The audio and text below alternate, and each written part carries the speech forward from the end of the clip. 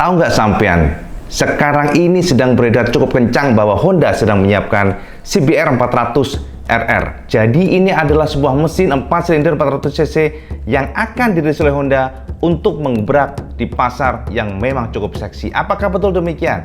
Kita akan bedah setelah ini, Cak. Karena cukup heboh, tenang kan Mas. Kita akan benar-benar kupas sampai dalam.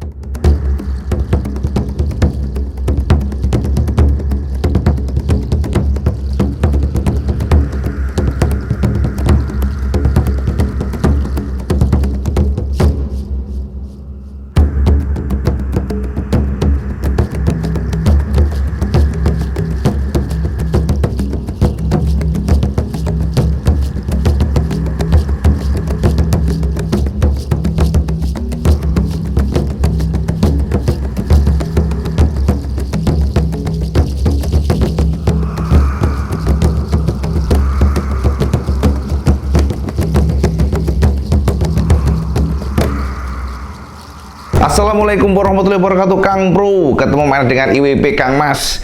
Jadi Cak, memang dalam video ini IWB nggak akan berbelit-belit. Jadi kita akan langsung menjawab beberapa pertanyaan dari sampean-sampean semuanya yang cukup heboh, karena salah satunya adalah Cak, selalu Cak, sampean membaca informasi dari media-media besar. Tidak disalahkan sih, memang kita tahu bahwa isu tentang CBR 400 RR ya kita punya ini sudah sebenarnya cukup lama.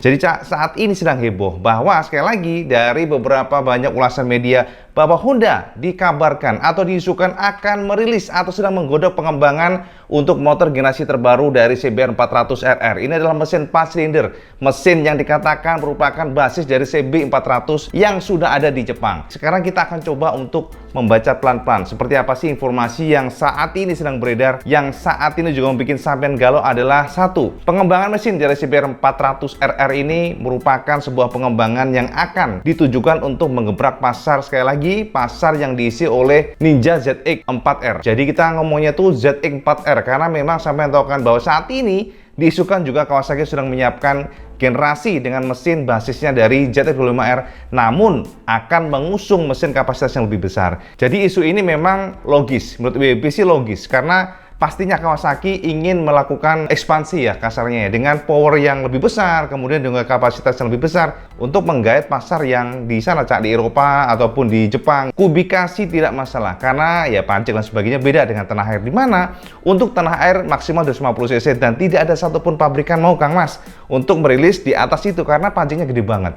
Jadi kalau sampai nanya, Cak IWB, kenapa sih Yamaha nggak mau merilis R3 di sini? Jadi Kang Mas, sebagai informasi, kita di tanah air memang memiliki policy untuk pajak tuh beda dibandingkan dengan luar negeri. Jadi kalau kita pajaknya beda Kang Mas, pajaknya itu lebih gede dan pajaknya memang mirip-mirip moge. Makanya kalau sampean melihat harga-harga seperti KTM Duke 390, kemudian BMW G310 di tanah air kan gila nih Kang Mas. G310 ini itu kan dijual sekitar 60 lagi 60 jutaan lah kasarannya.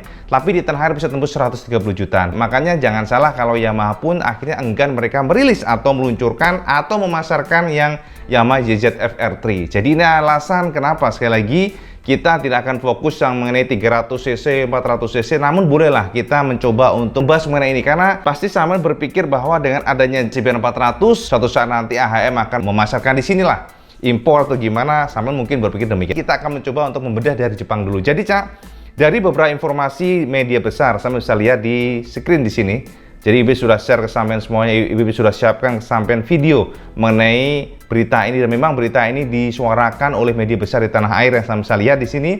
Jadi di sana dipastikan berdasarkan referensi dari Young Machine, ini adalah media terkenal dari Jepang yang memang sebenarnya media ini pun juga sering ngontak IWB Cak. Jadi Young Machine ini sudah terkenal dan mereka juga terkenal meracik renderan-renderan atau istilahnya ilustrasi khayalan yang kadang bener kadang enggak. Dan untuk saat ini yang kita bahas adalah CBR 400, sebenarnya sudah cukup lama mereka merilis ini atau menggembor-gemborkan mengenai ini. Bisa sampai lihat dari artikel Iwan Banaran. Jadi IWB sendiri sudah menulis, pernah juga menulis di tahun 2020 tentang ini. Pada saat itu IWB beberkan ke sampean semuanya mengenai detailnya seperti apa kisi-kisi yang diberikan oleh sekali lagi Young Machine ya, sekali lagi Young Machine yang menggarisbawahi bahwa kemungkinan besar untuk basis pengembangan akan menggunakan mesin dari CB400. Alasannya satu, kenapa ya Honda ingin mengembangkan dari CBR 400 RR ini menggunakan CB400? karena mereka bisa melakukan cost efisiensi. Jadi produksinya, pengembangannya nggak akan mahal karena basis engine-nya sudah ada di sana, sudah ada pada CB400. Artinya mereka hanya tinggal improve, mereka hanya tinggal mengembangkan, mereka hanya tinggal tune up ulang, tuning ulang Cak, di mapping ulang, dan mereka percaya bahwa new generation nanti akan menggunakan mesin yang lebih powerful dibandingkan dengan CB400 yang sedang beredar. Sebagai informasi, CB400 adalah salah satu motor naked dengan desain retro yang cukup terkenal dari Jepang, yang cukup laris dan bahkan mungkin saat ini menjadi idola di Jepang. Ini ada JDM, diraciknya, diproduksinya memang dari Jepang sebenarnya. Dan mesin ini kalau kita boleh jujur Cak, mesin ini bukanlah sebuah mesin yang powerful. Mesin ini bukan diracik untuk mencari performa maksimal, enggak Cak. Jadi mesin ini lebih diracik untuk kenyamanan, kemudian juga efisiensi bahan bakar, fun to ride, karena sekali lagi CB400 adalah sebuah mesin yang diracik untuk wira-wiri di jalanan. Jadi ini adalah mesin touring, mesin 4 silinder, tapi feel ridingnya tuh nggak seperti motorsport fairing yang galak, yang high performance, top speednya gila. Ini bisa terbukti dan kita lihat dari spesifikasi di mana untuk engine ini memiliki power hanya 55 HP Kang Mas. Kalau kita kalkulasi bahkan dengan power Ninja Z25R sekalipun, notabene mengusung mesin 150 cc dengan 4 silinder, powernya tembus di angka 51 PS. Sementara saat ini yang kita omongin saat ini Cak, yang 400 cc 4 silinder hanya di kisaran 56 PS lah. Kan ini 55 HP, kalau kita konversi ke PS kan hanya sekitar 56 PS. Kalau kita ngomongin ini memang sepertinya cukup berat Cak, cukup berat, tapi bolehlah kita akan coba bahas mengenai render atau ilustrasi ataupun detail ataupun prediksi dari yang mesin. Yang pertama saya bisa lihat dari gambar di sini Cak. Jadi gambar di sini saya akan bisa melihat sebuah desain render atau ilustrasi atau prediksi sebuah desain yang memang kita katakan sangat mirip dengan CBR250RR. Sama bisa perhatikan di bagian moncongnya Kang Mas. Sama bisa lihat di video ini. Di bagian moncong sama kalian lihat. Di sini moncongnya benar-benar sangat mirip dengan CBR250RR ataupun CBR150R. Nah, untuk moncong ini Kang Mas, moncong ini benar-benar sangat mirip dengan headlamp menggunakan DRL ya, di atasnya seperti alis yang seperti kita lihat ya, sama tahu lah, udah nggak usah lebih ulang-ulang lagi. Ini sebuah alis dan juga headlampnya sudah LED dengan model sipit.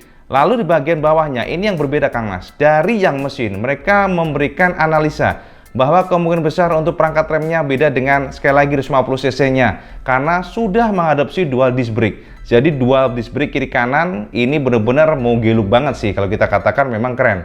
Lalu di bagian bawahnya pengeremannya pun juga beda. Ini sudah menggunakan yang rekayasa digital ini yang diprediksi sebagai new CBR 400RR. Ini diprediksi menggunakan radial monoblok 4 piston. Jadi saya bisa perhatikan dari sini dan disuplai oleh Nissin. Jadi kalau dari luarnya, dari visual jauhnya, dari visual looks-nya, kita katakan memang melompat dibandingkan dengan generasi yang 250 cc. Kemudian daya tarik lainnya, tidak hanya dari sana Kang Mas. Kita bisa lihat dari tangkinya. Kalau kita lihat dari tangkinya, di sana akan terlihat kisi-kisi ya. Jadi kisi-kisinya itu benar-benar seperti ya, kita lihatnya seperti R series ya, kayak Yamaha di mana kisi-kisi bolong-bolongan sehingga memberikan feel sporty dan garang. Dan juga di bagian sampingnya beda dengan, sekali lagi beda dengan 250 cc yang RR, maka framenya juga mirip, kita katakan mirip dengan CB650. Jadi katakan mirip karena modelnya itu twin spar, sedikit kotak, namun di bagian belakangnya ini untuk framenya sudah model knockdown. Jadi sangat mirip di sana. Artinya apa? Tidak mirip dengan CB400 ya untuk framenya. Jadi sasinya beda. Kalau CB400 itu bular, total itu bular, dari depan belakang tuh bular atau bulat pipanya. Sementara yang untuk yang sekarang ini yang di render oleh yang mesin maka beda banget, twin spar modelnya seperti CB650, pokoknya seperti 650 series lah kalau kita lihat.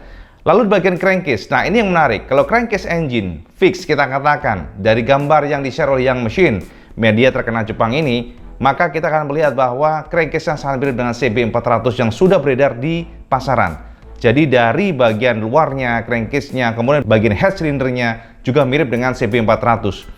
Kemudian di bawahnya, Cak, kalau kita lihat di bagian undercoil-nya, di sini dari rekayasa digital yang mesin sampai tidak akan menemukan adanya semacam pelindung atau proteksi. Jadi bagian covernya benar-benar ngeblong. Di sana saya akan melihat adanya 4 header. Ini menandakan atau memperkuat bahwa ini adalah mesin 4 silinder seperti yang mereka katakan. Dan di bagian sampingnya fairing akan tertulis CBR 400RR. Jadi double R ya. Ini yang membedakan dibandingkan dengan generasi yang lainnya. Karena kalau untuk 1R, sekali lagi, Honda memposisikan sport fairing ini sebagai sport touring, ya. Jadi sport fairing touring. Jadi bukan racing, bukan sporty yang benar-benar racing, bukan. Jadi sama, jangan salah sangka. Jadi sama harus tahu bahwa positioning Honda untuk motor CBR ini memang begitu, Cak. Jadi kalau single R itu berarti motor touring. Jadi model-model semi touring, ya, sport fairing touring. Untuk harian nyaman, kemudian lebih fokus kepada daily use yang fun to ride, bukan yang buat high speed dan sebagainya. Makanya jangan heran kalau sampai melihat CBR 150R hanya dibekali 1R, karena sekali lagi itu bukan RR, Kang Mas. Jadi kalau sampai mencari high performance, Honda sudah memberikan yang double R. Makanya kalau teman-teman bilang, kenapa sih engine-nya gini, kenapa sih upper yoke dan sebagainya, sekali lagi memang positioningnya bukan RR. Jangan sampai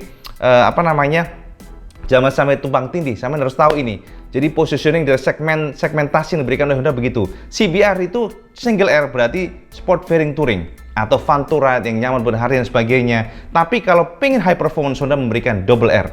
Itu yang harus sampai tahu, Kang Mas. Nah, untuk yang 400 ini disebut oleh Yang Mesin sebagai double R. Ini artinya apa? High performance engine. Seharusnya demikian. Nah, kemudian kita alihkan pandangan di bagian bawahnya, Cak. Bagian bawah, di bagian samping casing atau tepatnya di bawah footstep. Di bawah footstep yang di sana ada knalpot atau exhaust, dan ini yang menarik, Kang Mas. Untuk exhaustnya atau knalpotnya bisa kita lihat bahwa ternyata silencernya model pendek. Ini yang menarik dan tentu saja kita harapkan memang demikian. Keren, kalau dikatakan memang benar-benar keren kalau memang dibuat seperti ini. Jadi dari sana kita akan melihat bahwa sebenarnya sepertinya ya Honda ingin membuat motor ini high performance-nya mungkin low, middle, sampai up itu enak semuanya. Tapi biasanya memang kalau untuk knalpot pendek itu lebih enak di bagian atasnya, ya. Kalau bawahnya kurang. Bisa demikian. Nah, kemudian kalau kita lihat bagian swing arm-nya, Kang Mas, beda dengan CBR 250RR, swing arm-nya juga sudah mau giluk banget untuk yang 400 ini. Maka CBR 400RR, rekayasa digital dari Yang Mesin, sama akan melihat bahwa di bagian swing arm-nya ada bolongan. Ini untuk memperingan dari para bobot, Kang Mas. Dan swing arm-nya cukup besar, gede. Lalu di bagian atasnya kita akan juga melihat sekali lagi, ternyata split seat-nya juga sangat mirip dengan CBR 250RR. Secara general, kita katakan bahwa secara desain rekayasa digital dari Yang Mesin ini adalah sebuah desain yang sebenarnya sudah tidak mengejutkan, karena kita akan melihat sebuah desain yang arahnya memang mirip dengan CBR 250RR. Sekarang kita bertanya kembali, apakah ini benar, Cak IWB? Cak, sekali lagi ya, IWB sudah singgung sampai semuanya. Kalau dari hasil rekayasa digital ini bebas. Ya artinya apa? Semua media, semua apapun itu boleh melakukan ya artikel, biar istilahnya ya biar booming lah, Kang Mas, biar ada yang baca lah. Jadi biar seru lah, kasarnya demikian. Tapi kalau saya bertanya ke IWB, apakah ada indikasi memang benar demikian, Cak IWB? Apakah secara logika, secara strategi untuk pabrikan itu masuk gini? IWB akan memberikan sedikit gambaran opini ya dari Iwan Benaran sendiri, dari IWB sendiri. Tapi sekali lagi ini nggak fix, kan namanya opini, Cak. Bisa salah dan juga bisa beda, bisa aja sampean A, IWB B, nggak ada masalah. Tapi namanya opini, IWB memiliki opini pribadi yang tentu saja juga bebas dong kita istilahnya menyuarakan sesuatu opini berdasarkan analisa, terawangan dan juga ajian lampah lumpuh secara jiwa. Mas, jadi gini, sampean buka artikel IWB, apakah ini isu baru ora, Kang Mas? Kalau sampean lihat artikel Iwan Benaran, IWB sudah pernah membahas mengenai ini tahun kemarin 2020. Ini bukan berita baru, ini adalah berita lama.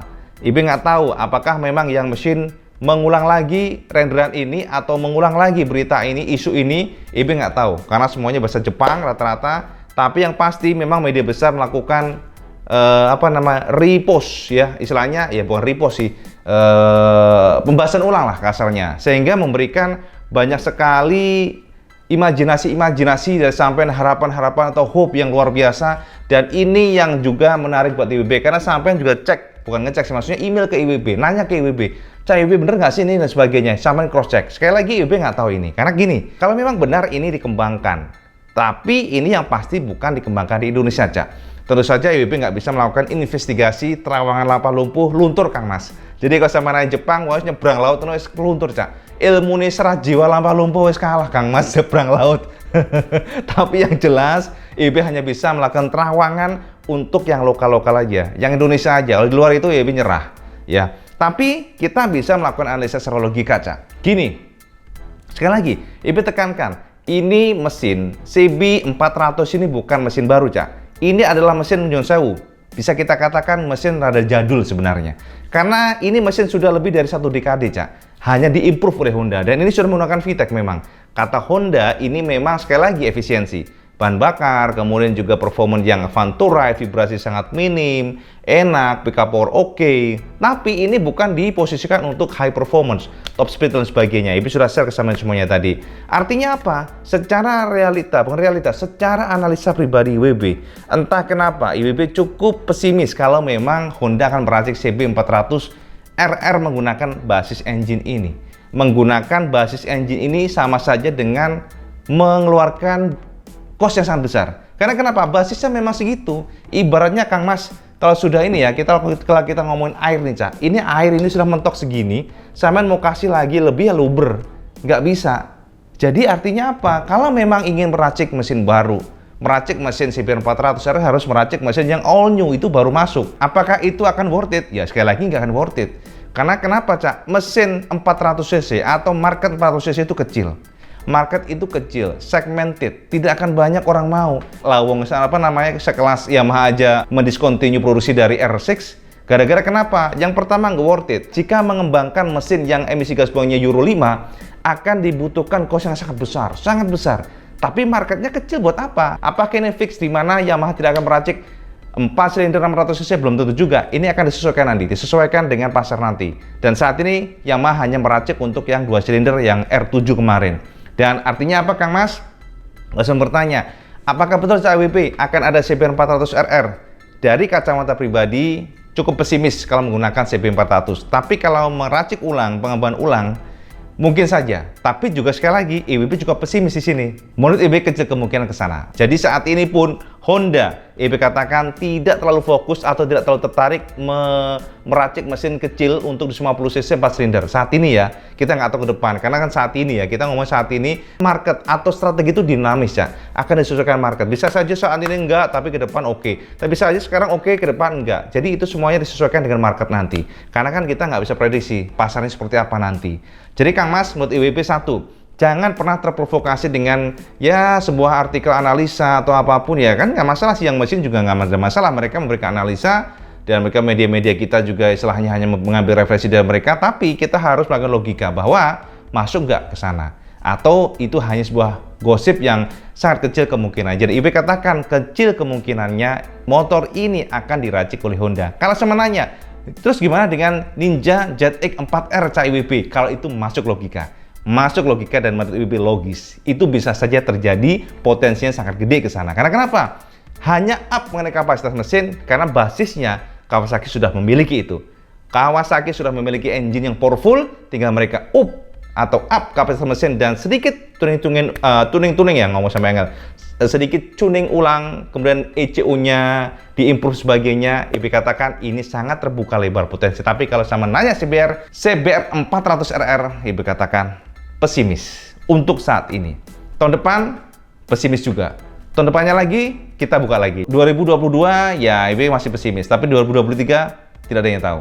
Kita akan tutup saja. Sekian saja Cak informasi atau analisa IWB. Kita tutup pembahasan mengenai ini. Pasti kalau memang ada sesuatu hal yang sangat berpotensi ke sana, IWB akan garap video yang spesial buat sampean semuanya. Itu intinya ya, yang pasti Kang Mas ya. Jadi ngomongin informasi buat sampean semuanya. Mohon maaf kalau panjang lebar dan IWB nggak akan banyak edit, biar langsung saja. Nggak banyak edit biar ngecemplungin aja sampean denger ocehan IWB saja. Ngono baik Kang Mas yo. Matur sekali lagi sampai sudah menonton video beneran. Kalau sampean suka video ini sama like, share dan subscribe, dan jangan lupa juga sampean sholat mematukan ini paling penting. Assalamualaikum warahmatullahi wabarakatuh. Salam Jus Gandos.